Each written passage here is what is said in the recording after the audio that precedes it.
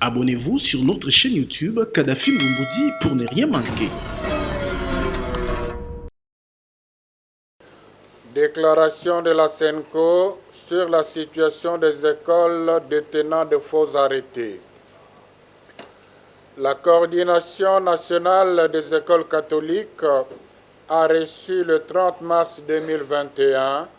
une correspondance du secrétaire général à l'enseignement primaire, secondaire et technique, EPST, datée du 26 mars 2021, qui lui annonce la désactivation des listes de paye de plus de 600 écoles conventionnées catholiques au motif qu'elles détiennent de faux arrêtés du ministre de l'EPST. Cette annonce a affecté plus de 6 000 enseignants des écoles concernées. La SENCO apprécie l'idée de rétablir l'ordre dans le secteur éducatif en mettant fin à la circulation de faux documents et la création anarchique des écoles,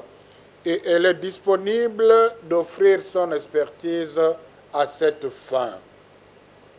En ce qui concerne les écoles catholiques répertoriées comme fonctionnant avec des faux arrêtés,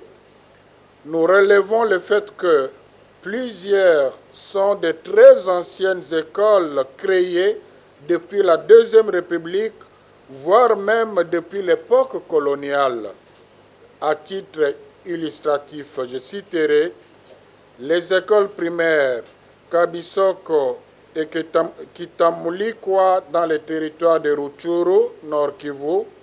qui sont issus de la scission de l'école primaire Lulenga de l'époque coloniale, auquel on a donné de faux arrêtés en 1993, il y a donc 28 ans. L'école primaire Monandi dans le territoire de Kaninting Olomami, créée en 1942, à laquelle on a donné un arrêté en 2002 suite au changement de structure. L'école primaire Siamina Kikaku, où a étudié notre coordinateur national dans le territoire de Kasongolunda, dans le Kwango, créée avant l'indépendance, mais à laquelle on a donné un arrêté en 2005. Le collège Kinyati, dans le territoire de Massimanima, dans le Kwilu, créé dans les années 60, auquel on a donné 2 arrêtés en 2012 et en 2013, suite au changement de structure dû au développement de l'école. Il ne s'agit donc pas des écoles fictives. Elles fonctionnent normalement en se faisant contrôler par les inspecteurs et par les services du SECOP chaque année depuis leur création. Elles présentent les élèves aux épreuves de fin de cycle. L'on perçoit ainsi l'urgence d'un travail de vérification beaucoup plus approfondi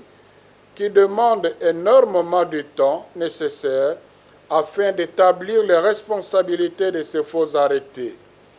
Tout comme il y a nécessité de régulariser les écoles victimes de ce système et de nettoyer le fichier du personnel.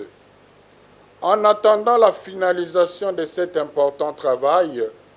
la SENCO prie les autorités compétentes de surseoir à cette décision de désactiver des listes de paye les écoles qui remplissent les critères requis de viabilité afin de garantir le droit à l'éducation des élèves et les salaires des enseignants qui y travaillent. Puisse la lumière de la résurrection de notre Seigneur Jésus-Christ éclairer les uns et les autres afin de garantir la bonne croissance physique, intellectuelle et spirituelle de nos enfants pour la gloire de Dieu. Je vous remercie. Il y a ministère, il y a enseignement primaire, secondaire et technique. A commis Mukanda na coordinateur national à l'école catholique pour na koyebisa ete bakolongola na liste ya paye, donc ya oyo bafutaka ba enseignant il y a 600, plus de 600 koleka 600 écoles conventionnées catholiques. Pambate na baekole wana ndenge balobi ezali ko fonctionner ko lolenge ya mibeko ya leta te na baarrêté ya lokuta yango wana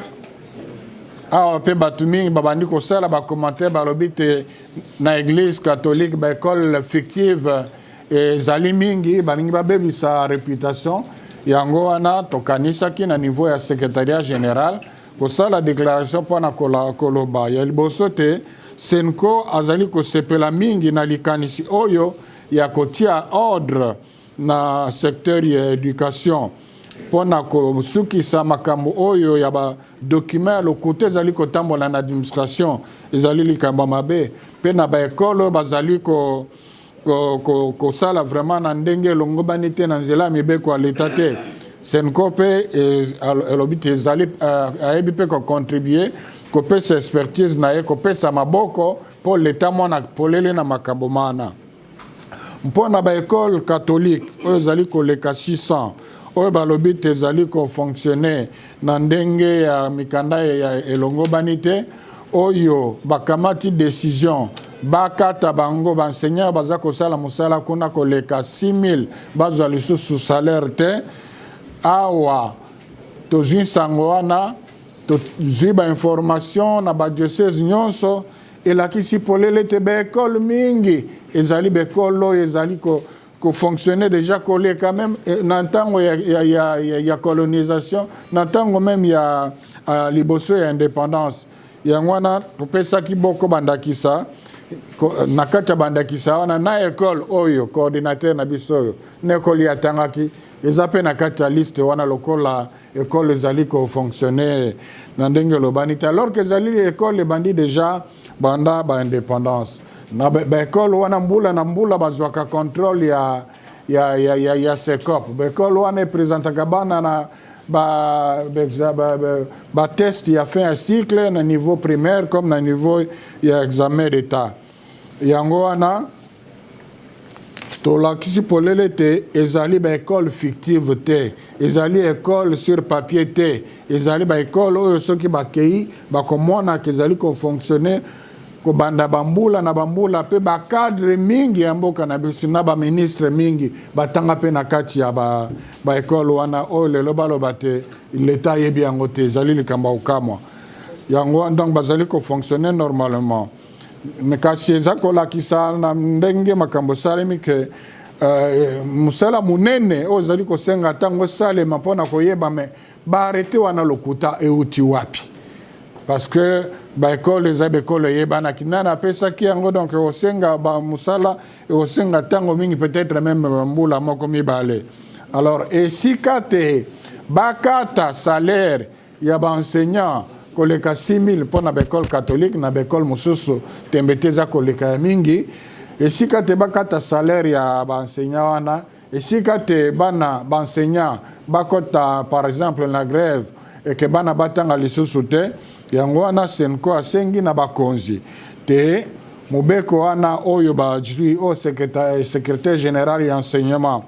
apesi ya kolongola baekole wana na liste appel batiango nanu na pemene esika te basala mosala na bozindo mpona koverifie pamba te lokola dopesi ndakisa ya boko baekole mingi ezali nango baekole ezali vraiment koremplir bacondition esengeli mpo bana batanga malamu